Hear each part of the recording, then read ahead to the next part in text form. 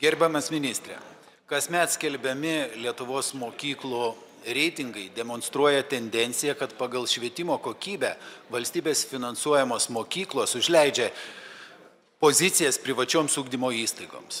Kas yra daroma švietimo mokslo ir sporto ministerijos, kad Lietuvos švietimo sistema viena vertus nebūtų komercializuojama, bet tuo pačiu didėtų švietimo kokybė valstybinėse mokyklose?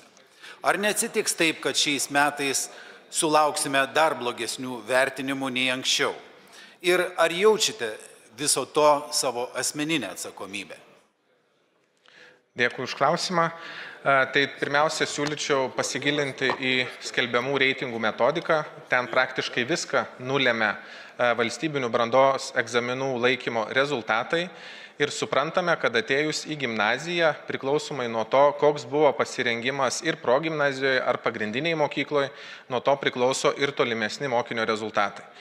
Tad privačios mokyklos, galėdamos pasirinkti mokinius, kokius nori, pasirinkti tuos, kurie moka lėšas, tai paprastai yra ir iš šeimų, kur tėvai labiau rūpinasi savo vaikų švietimu, tie, kurie negali savo to leisti arba pasirenka valstybinės mokyklas, tai paveikia statistiką. Siūlyčiau nesiremti ir nevertinti mokyklų kokybės vien valstybiniais brandos egzaminais. Tai yra tik maža dalelė švietimo kokybės atspindžio.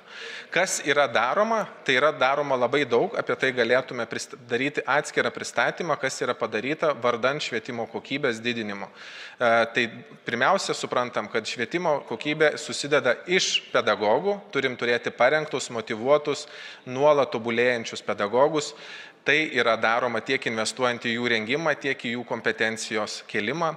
Tai yra nauja infrastruktūra, turime 1000-mečio mokyklų programą, per kurią yra investuojama infrastruktūros atnaujinimą.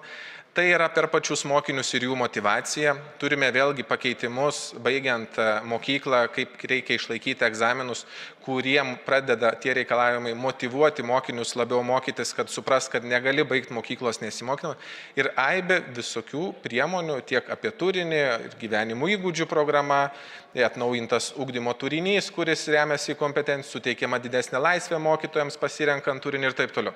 Yra visas paketas priemonių, bet žinoma, jis paliečia ir privačias mokyklas, nes jeigu dėstoma yra nacionalinės programos, tai jos liečia tiek valstybinės, tiek privačias mokyklas.